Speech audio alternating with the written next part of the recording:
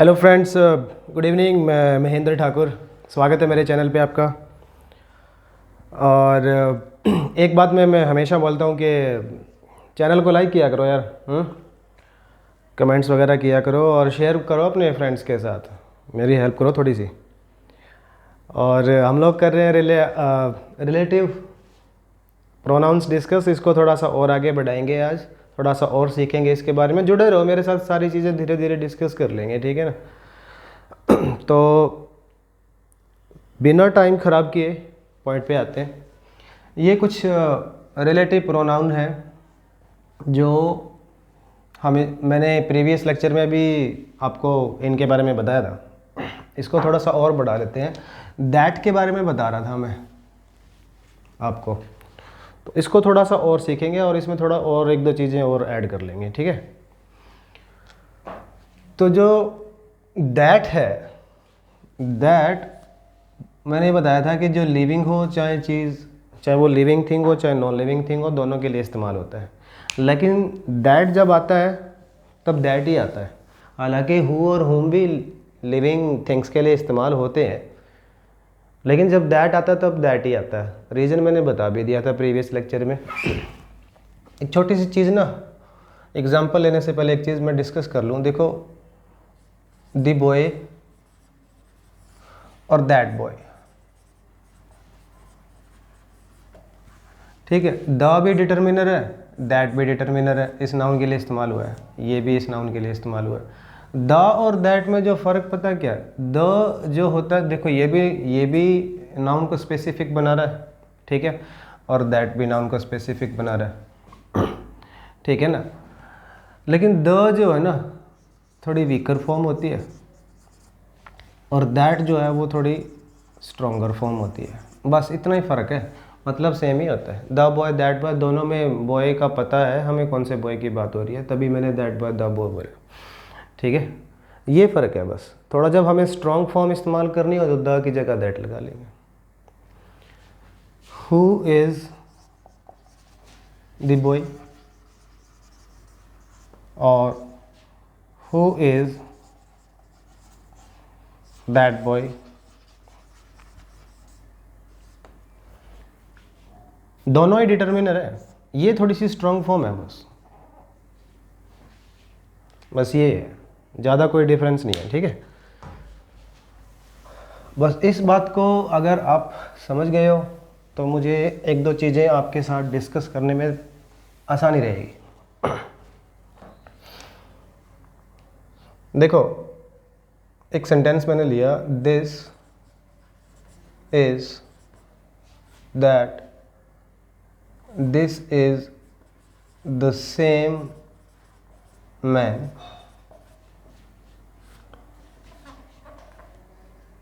Tales a joke, who tells jokes. यहाँ पे हमें ना रिलेटिव एक प्रोनाउन इस्तेमाल करना है, ठीक है।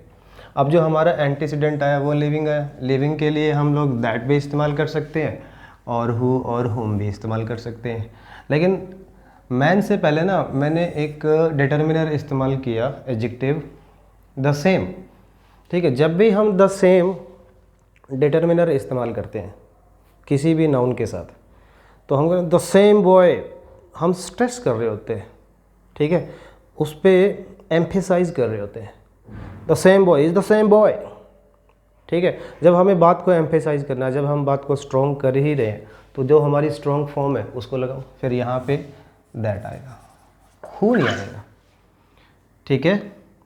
अब ये जो वर्ब आई है ना, इसका सब्जेक्ट दैट है, और दैट यहाँ पे रिलेटिव प्रोनाउन है, ठीक है। क्यों आया दैट? द सेम की वजह से, क्योंकि द सेम भी ना स्ट्रेस डाल रहा है, एम्फेसाइज कर रहा है। एम्फेसाइज मतलब थोड़ा जोर दे रहा है बात पे, ठीक है। और जब हमें जोर देना हो तो हम स्ट्रॉन्ग फॉर्म इस्तेमाल करेंगे डिटर्मिनर की, द की, दैट लगा देंगे फिर वहाँ पे। She is the only girl dash is responsible. ये सेंटेंस मैंने लिया, ठीक है। अब जो हमारा एंटीसीडेंट आया है वो फिर से लिविंग है, लेकिन एंटीसीडेंट से पहले एक डिटर्मिनर फिर है, ओनली भी है ना, ओनली के बाद जो भी अगला वर्ड होता है वो उसको स्ट्रेस कर रहा होता है, उस पर जोर दे रहा है, ओनली गर्ल, एकमात्र लड़की। ठीक है, जब हमें स्ट्रेस देना ही है तो फिर हम स्ट्रॉन्ग फॉर्म लगाएंगे, तो यहाँ पे आएगा ना हु आएगा, ना हुम आएगा, दैट आएगा। इसलिए जब भी हमारा एंटीसीडेंट कुछ भी हो, उसके आगे अगर ओनली आ जाए, सेम आ जाए, तो हम एम्फेसाइज कर रहे होते हैं। ठीक है, और एम्फेसाइज हम जब हमें एम्फेसाइज करना है, जोर देना है, तो फिर आप स्ट्रॉन्ग फॉर्म इस्तेमाल करो, दैट लगाओ। ठीक है, एक सेंटेंस और लेते हैं। सेंटेंस से पहले ना एक छोटी सी चीज़ और मैं आपके साथ डिस्कस करना चाहता हूँ। आई हैव नथिंग, एक छोटा सा सेंटेंस मैंने लिया, आई हैव नथिंग, मेरे पास कुछ नहीं है। ठीक है, अगर आप इस सेंटेंस को ब्रेक करो ना, हैव होगी इसमें वर्ब, और जो नथिंग है ना, इस हैव वर्ब का ऑब्जेक्ट हो गया। ठीक है, और आई हो गया सब्जेक्ट। तो अब अगर ये ऑब्जेक्ट हो गया तो ये फिर प्रोनाउन है। ठीक है, तो नथिंग भी एक प्रोनाउन है। अच्छा, ये जो प्रोनाउन है ना, ये नथिंग क्या चीज़ है वो नहीं पता मेरे को। जैसे मैं कहूँ कि आई हैव ए कार, मेरे पास एक कार है, अब ये कार होता, ये भी हैव वर्ब का ऑब्जेक्ट हो जाता, लेकिन हमें यहाँ पे पता कार की बात हो रही, लेकिन वो नथिंग क्या चीज़ है, नथिंग चीज़ क्या है पता नहीं है, तो ये इनडेफिनेट है। तो ये जो प्रोनाउन होते हैं ना, जिनका मीनिंग क्लियर नहीं होता, वो इनडेफिनेट प्रोनाउन होते हैं। समझ में आ रहा होगा, बहुत आसान है, कोई मुश्किल नहीं है। तो एक अब लेते हैं एक एग्जांपल फिर।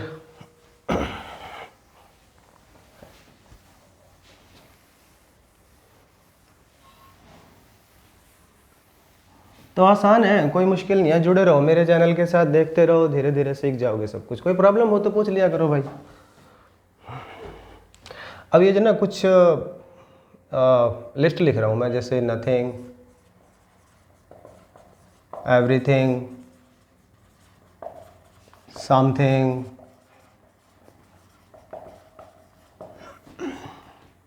Anything, etcetera. ठीक है, someone, anyone, none, somebody, everybody। ये जो प्रोनाउन है ना, एटसेट्रा लिख देता हूँ, ये सारे के सारे इनडेफिनेट प्रोनाउन है, इनका हमें पता नहीं होता। जैसे सेंटेंस लिया, someone is waiting for you, someone is waiting for you।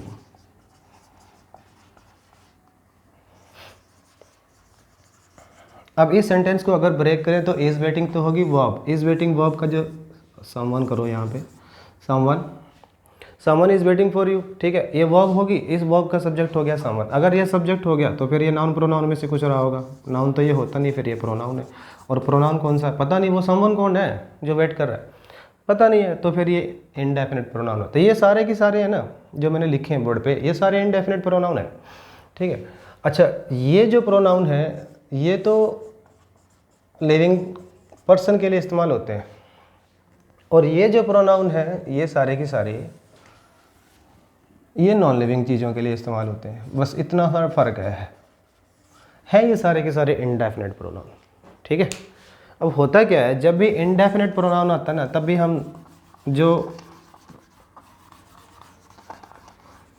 Relative pronoun इस्तेमाल करेंगे वो दैट ही आता है। I have nothing dash I can give you. मैं कह रहा हूँ यार मेरे पास कुछ नहीं है जो मैं तुझे दे सकता हूँ। ठीक है, अब ये जो हमारा एंटीसीडेंट आया है ना, ये इनडेफिनेट है। ठीक है, जब हमारा एंटीसीडेंट इनडेफिनेट हो ना, तो फिर उसके लिए अगर हमें प्रोनाउन इस्तेमाल करना हो तो वो दैट आएगा। I have nothing that I can give you. एक सेंटेंस और ले लेते हैं। ही सेड समथिंग, उसने कुछ बोला, dash I could not understand, जो मैं समझ ही नहीं पाया। I could not get. Get का मतलब भी समझना होता है, ठीक है, प्राप्त करना भी होता है, बहुत सारे मीनिंग होते हैं, पहुंचना भी होता है, अलग अलग मीनिंग निकल जाते हैं। तो ही सेड समथिंग, उसने कुछ ऐसा बोला, कुछ कहा उसने जो मुझे समझ में नहीं आया, आई कुड नॉट गेट। ठीक है, अब ये जो समथिंग आया ना, ये भी तो इंडेफिनेट प्रोनाउन है, पता नहीं वो क्या चीज़ थी। ठीक है, जब भी इंडेफिनेट प्रोनाउन होता है आप हमें दैट लगाओ। ठीक है, एक छोटी सी क्वेश्चन आया था कि कल मैंने एक चीज़ बताई थी कि जब भी सुपरलेटिव डिग्री आई, वो एडजेक्टिव की सुपरलेटिव डिग्री होती है। एक पूछ रहा था सर ये सुपरलेटिव डिग्री एक बच्चा क्या होता है। देखो बेटा क्या होता है, जब भी एडजेक्टिव होता है ना, जो एडजेक्टिव बता देता हूँ मैं आप लोगों को। एडजेक्टिव जो होता है उसकी डिग्री होती है, भाई कोई बंदा काइंड है, ठीक है, अगर उससे भी ज़्यादा कोई दयालु है तो वो काइंडर है, और सबसे ज़्यादा दयालु है तो वो काइंडेस्ट है। ठीक है, कोई बंदा दयालु है, काइंड है, अगर उससे भी ज़्यादा दयालु हो तो काइंडर है, और सबसे ज़्यादा दयालु हो तो काइंडेस्ट है। ये जो पहली डिग्री होती है इसको बोलते हैं पॉजिटिव। ठीक है, ये दूसरे वाली जो डिग्री है इसको बोलते हैं कंपैरेटिव, और ये वाली डिग्री थर्ड लास्ट वाली ये सुपरलेटिव डिग्री होती है।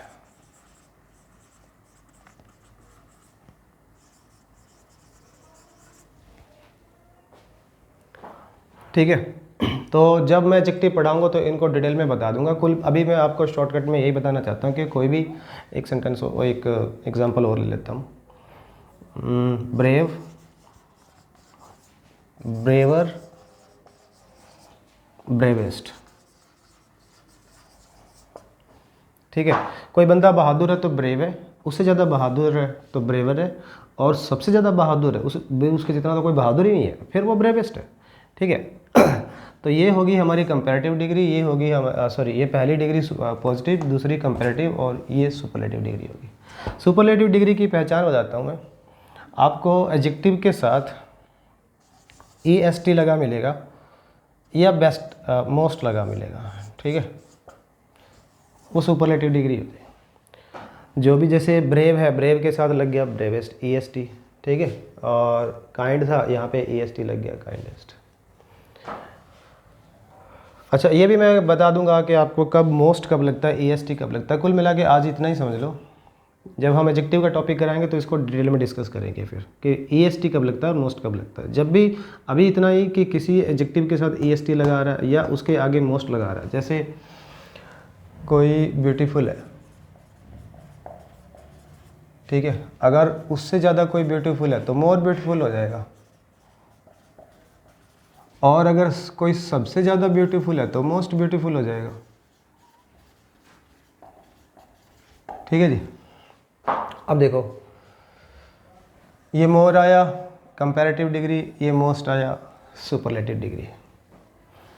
तो जब भी आपको ब्यूटीफुल एडजेक्टिव है, एडजेक्टिव के पीछे या तो EST लगाओ या उसके आगे मोस्ट लगाओ तो वो सुपरलेटिव डिग्री थी। और जब भी सुपरलेटिव डिग्री आएगा, एडजेक्टिव की जो सुपरलेटिव डिग्री इस्तेमाल होगी तो उसके साथ हम दैट इस्तेमाल करते हैं।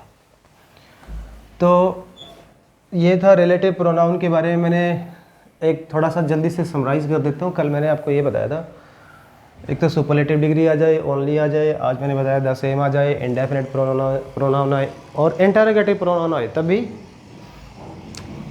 Who is the man dash is standing there. मैं कह रहा हूँ यार वो आदमी कौन है जो वहाँ पे खड़ा है। ठीक है, अब देखो ये हु जो है ना इंटरोगेटिव प्रोनाउन है अब यहाँ पे, क्योंकि हु से ना अब ये रिलेटिव प्रोनाउन है। देखो क्या है, I talked to dash man, talked to a man dash seemed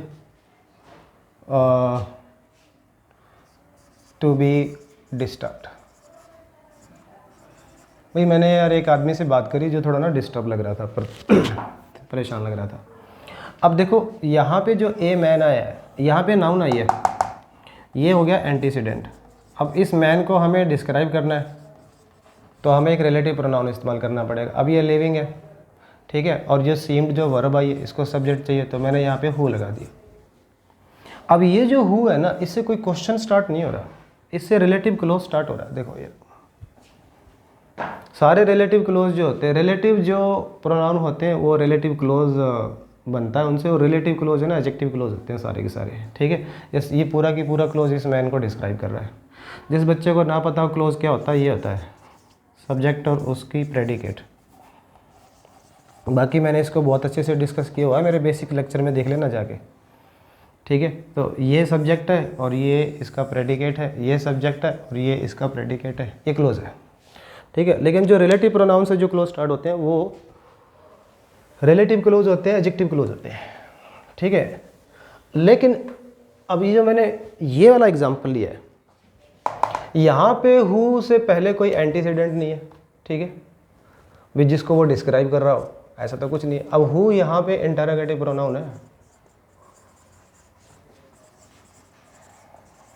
ठीक है, इंटरोगेटिव प्रोनाउन। और जब भी इंटरोगेटिव प्रोनाउन इस्तेमाल होगा ना, तो यहाँ पे जो रिलेटिव प्रोनाउन आएगा वो दैट आएगा, हु नहीं आएगा। हालांकि जो एंटीसीडेंट है वो लिविंग है, ये था, ठीक है जी। तो ये था आज छोटा सा लेक्चर अबाउट रिलेटिव प्रोनाउन, कि हम दैट कहाँ कहाँ इस्तेमाल करें सुपरलेटिव डिग्री के साथ, और जब दो ऐसे एंटीसीडेंट आए, एक पर्सन हो एक एनिमल हो, तब भी हम दैट लगाते हैं। इंटरोगेटिव प्रोनाउन आए तब भी हम दैट लगाते हैं। ओनली आए तब भी हम दैट लगाते हैं। सुपरलेटिव डिग्री आए तब भी हम दैट लगाते हैं। और इंटरोगेटिव प्रोनाउन आए तब भी हम दैट लगाते हैं। और इनडेफिनेट प्रोनाउन आए तब भी हमें उसको डिस्क्राइब करना हो और हमें रिलेटिव प्रोनाउन की ज़रूरत हो तो हम दैट लगाते हैं, ठीक है। तो आसान था, कोई मुश्किल नहीं था। और कोई प्रॉब्लम हो तो फिर भी मुझसे कांटेक्ट कर लेना, मैं हमेशा हाजिर रहूँगा आप लोगों की मदद के लिए। बस आज के लिए इतना ही, कल मिलेंगे फिर एक छोटे से लेक्चर के साथ, इसको और आगे बढ़ाएंगे। Thank you very much.